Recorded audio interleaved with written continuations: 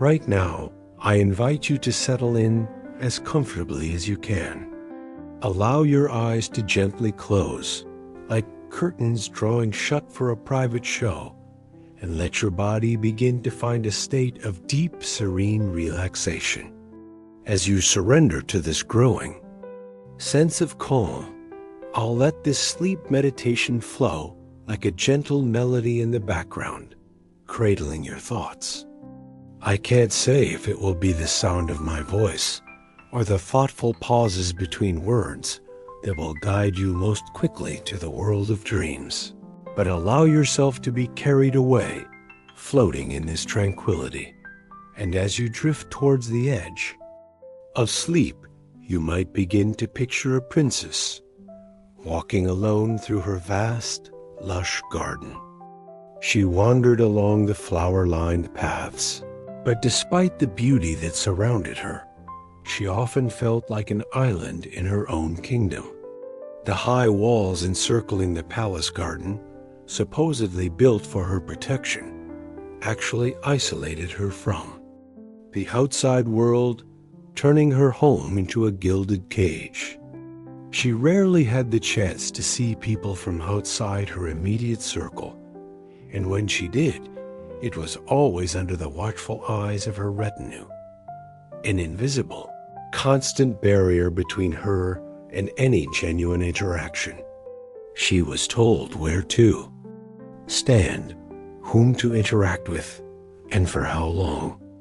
A meticulously choreographed social dance that deeply exhausted her. Many considered her immensely fortunate, a soul blessed with a sumptuous palace and a garden of indescribable beauty, a true earthly paradise. This perception from others, however, made her feel guilty for her own longings and sorrows, as if wishing for something different, something more, were a terrible mistake, an unforgivable ingratitude in the face of such apparent privilege. So, she kept her deepest feelings, her frustrations, and her secret dreams locked away in her heart. The garden, however, was her sacred refuge, the only place where she experienced a spark of control, where she could truly be herself, away from prying eyes and expectations.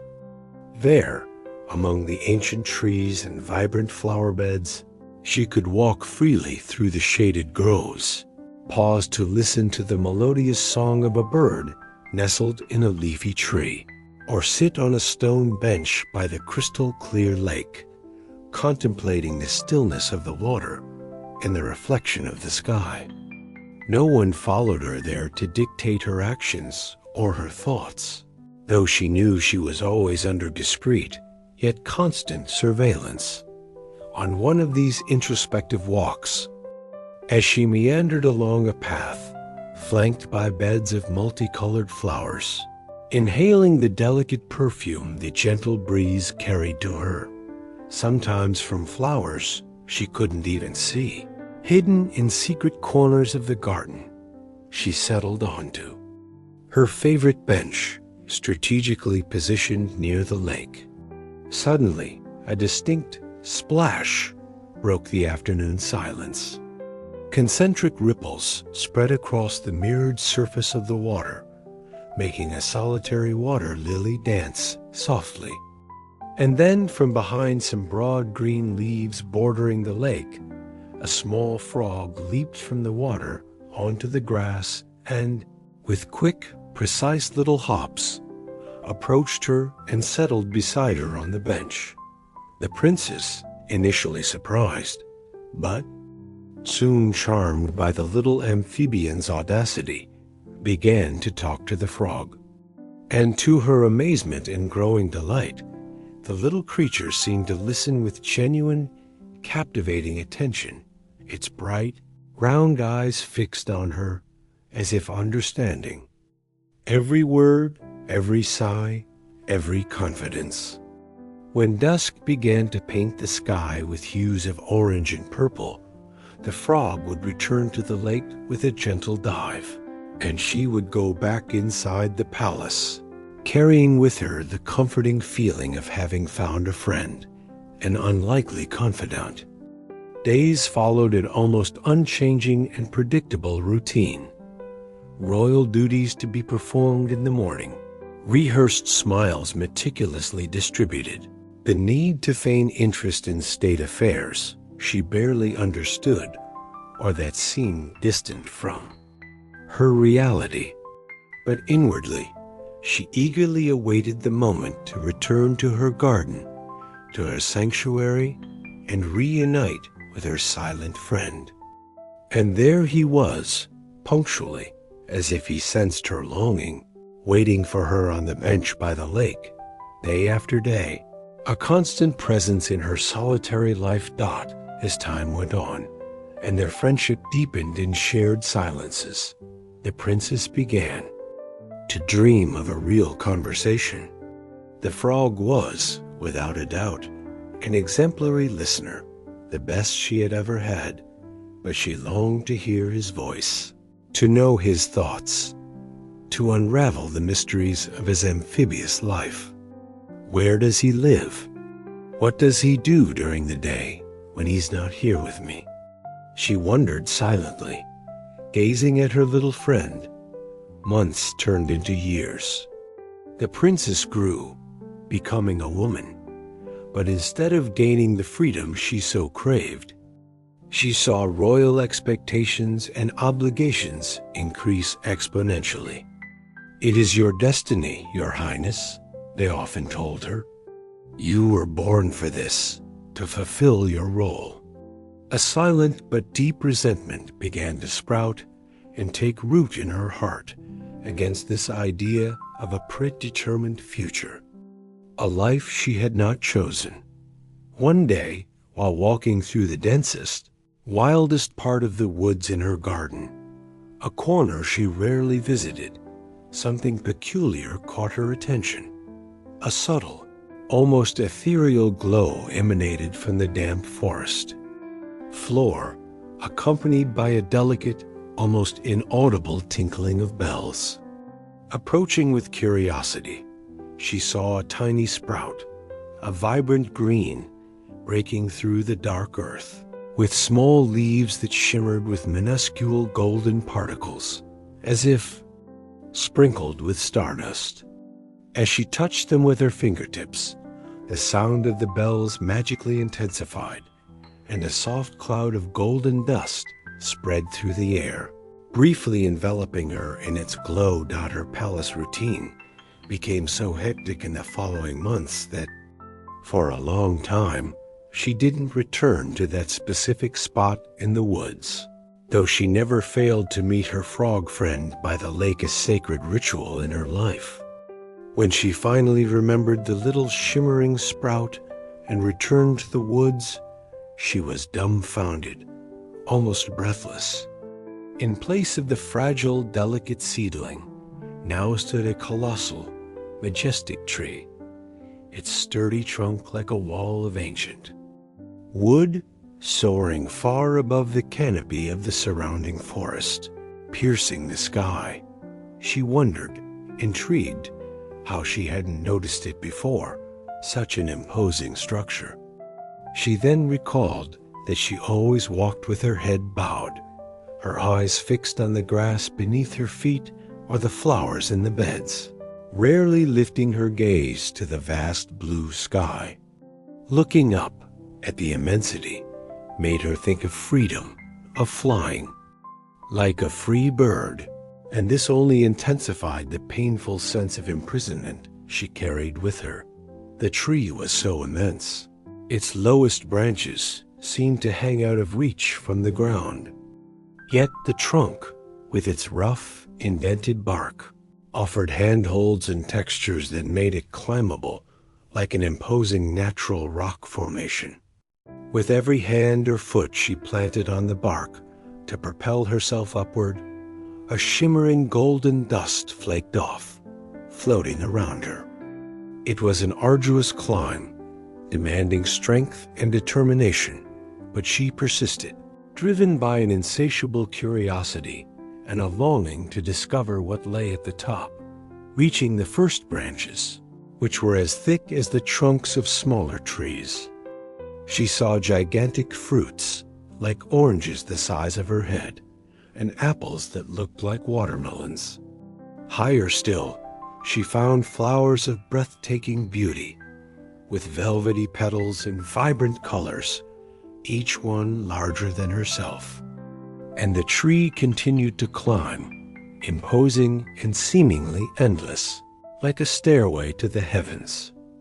From a wide, secure branch, she paused to rest and gazed at the landscape unfolding below. The afternoon sun glinted on a distant river, turning it into a silver serpent. Verdant hills undulated gently until they were lost in the hazy blue of the horizon. People and carts moved like miniatures in the nearby town, a silent anthill in the distance. Birds of prey soared in circles below her, and she felt, for a fleeting, glorious moment, part of the vastness of the sky. Free and powerful, something strange and inexplicable happened during her ascent. As she climbed with effort, she would see the sun begin to set on the horizon, painting the sky with warm colors. But after a vigorous effort to reach a new, higher branch, she would look again, and the sun would seem a little higher in the sky, as if time were rewinding for her. A magical tree seemed to defy the laws of time and space. Finally, after what felt like an eternity of climbing, she reached a dense, opaque blanket of clouds that hovered at the top of the tree like a fluffy hat.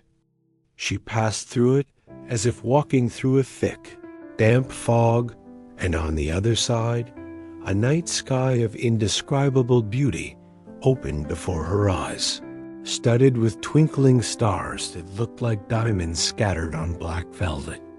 The clouds, seen from above, looked surprisingly solid, like an endless field of cotton. Cautiously, with a mix of apprehension and excitement, she tested the cloud surface with her foot. It was firm, yet springy and soft, like walking on fluffy, inviting comforters. Tiny fairies with iridescent wings flew everywhere, completely absorbed in their mysterious work. Every now and then, a fairy would emerge from within the cloud, as if surfacing from a dive, deposit something small and shiny, and dive back in, disappearing into its whiteness. The princess approached one of the fairies, and in a soft voice, asked what they were doing. The fairy, initially startled by the unexpected presence, soon explained with a tinkling little voice, "We receive fairies who arrive from all corners, bringing teeth, mostly baby teeth from human children. We plant them carefully in these clouds, and with time and the magic of this place, they transform into nuggets of pure gold, each containing a fragment of powerful magic. We mine these nuggets, as they are the source of energy that fuels our magical kingdom, a realm often invisible and unknown to humans. It seems one of those magical nuggets fell into your garden some time ago," the fairy continued, observing the princess with her bright eyes, "and, finding a particularly magical and fertile spot, it sprouted into this extraordinary tree too. Return to the clouds, where it came from." The fairy smiled, a smile that seemed to hold ancient secrets. "Magic is always around you, especially when you're a child and believe in it with all your heart," said the fairy, with a tone of wisdom. "When you leave a tooth under your pillow, it's because you believe in magic. Over time, adult minds turn to other things, and magic tends to fade from their lives. But we can grant wishes, yes, though not always in the exact way one expects. And we only use our magic to try to help, to bring balance and happiness." The princess then, almost without thinking, made a casual comment about her dear frog friend, voicing her deep desire to be able to converse with him, to have true communication, to have him not just as a listener, but as a true friend with whom she could share thoughts and feelings. "That can be done," replied the fairy promptly, her eyes twinkling with a mischievous light. "Meet me tomorrow night on the same bench by the lake where you usually find the frog." The descent from the magical tree took almost the entire night, and her muscles ached from the effort. Arriving exhausted at the lake near dawn, the frog wasn't there. She felt a pang of guilt and worry for not having been present at their usual meeting and fervently hoped he would understand her absence. She slept for only a few hours, her body tired, but her heart vibrating with anticipation for what the next day would bring. In the morning, she had to perform another of her royal duties. A sumptuous crystal carriage, which seemed to glow with its own light under the morning sun, awaited her in the palace courtyards, drawn by two magnificent white horses. They traveled for hours to a larger city where, after fulfilling her formal commitments, she had a brief, precious moment of freedom in a public park. There, she watched nimble, playful squirrels chasing each other up an old tree, their movements defying gravity, and it made her think again of her special connection with the frog and the wish that was about to come true.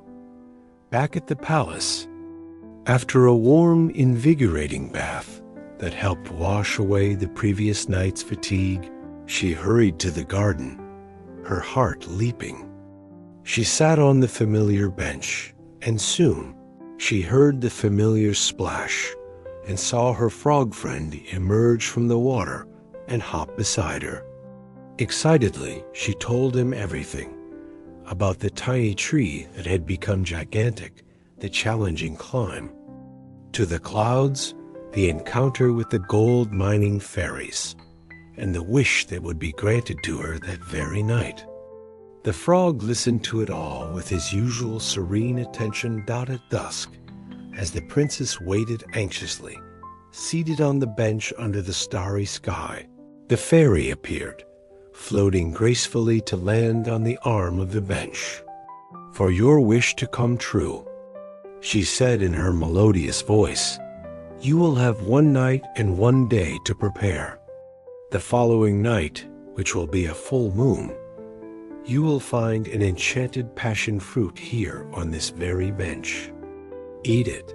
After that, you will have one more night and one more day to be absolutely sure of your choice. Once the fruit is consumed and the time expires, the life you so desire will be yours. But remember, every choice has its consequences and transformations." In the days that followed, the princess, feeling a new wave of courage, announced to her family and the court her firm decision to take control of her own life and possibly leave the palace to follow a new path. There was, as expected, resistance and consternation, but she remained firm in her purpose. "It's time for me to follow my own heart, to forge my own path," she declared with a conviction that surprised everyone, including herself. On the night of the full moon, just as the fairy had predicted, the princess found an exotic and vibrant-looking passion fruit on the stone bench. With trembling hands but a resolute heart, she ate it. She didn't feel anything different immediately. The fairy appeared briefly, like a whisper on the breeze. "It is done. The changes are already in motion, like a marble rolling down a pipe. There's only one way to go. Fate is sealed." That night, as she tried to fall asleep, the princess felt a strange, sudden jolt, as if she had involuntarily jumped in bed. The sensation repeated several times, as if the bed itself were restless, trying to hop around the room. With great effort, she finally managed to relax her body and mind, and drifted into a restless sleep. The following night, the unusual experience repeated itself. This time, however, she was more prepared. She actively focused on relaxing every part of her being. She concentrated, mentally commanding, "Relax your head." She allowed that feeling of relief and heaviness to flow gently down her neck, easing the tense muscles, spreading across her shoulders like a warm cloak. With each exhale, the calm flowed into her arms, chest, back, like a gentle wave, until it reached her legs and finally the tips of her toes. She breathed in deep relaxation, breathed out any lingering tension, until a deep, peaceful, and serene sleep completely enveloped her. She awoke the next morning feeling incredibly relaxed, refreshed, and full of vibrant energy for the day ahead. At dusk, as usual, she went to the bench by the lake. Her frog friend soon arrived, hopping along. As the sun set, bathing the garden in a golden magical light, she noticed an unusual glow on her own hands. Tiny golden particles shimmered on her skin, spreading up her arms and legs. A delightful, comfortable tingling sensation ran through her entire body. The light around her suddenly intensified, becoming so bright she had to close her eyes. When she opened them again, a few moments later, she saw the frog looking directly at her and realized with a start that their eyes were on the same level. She looked down at herself and found, astonished, she had turned into a frog. Her skin was green and smooth, her limbs agile and adapted for jumping. The frog in front of her moved its mouth, and its throat puffed out slightly, and to her amazement, she perfectly understood the words he croaked. For the first time in all those years, she heard his voice, deep and friendly. "I understand you," she croaked back, surprised to hear her own transformed voice, but realizing with joy that the frog understood her too. They sat there for a long time, chatting excitedly, discovering how much they had in common, their souls finally connecting on a deeper level. "I have something very special to show you," said the frog, his eyes shining with excitement. The princess, now a frog, followed her friend as they hopped away from the bench, across the grass that now seemed like a forest to them, until they reached an old hollow tree.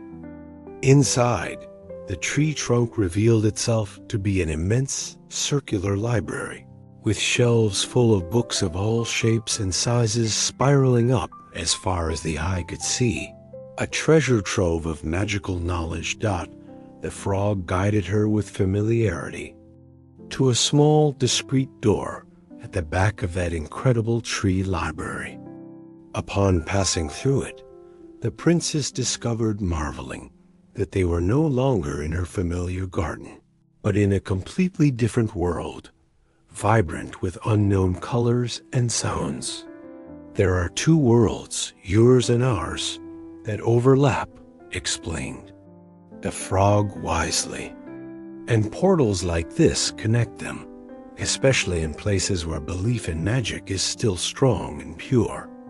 In this new and fascinating world, they saw hundreds of small, fluffy, furry creatures, with fur as soft as cotton, curiously scaly tails, and heads that resembled little lizards.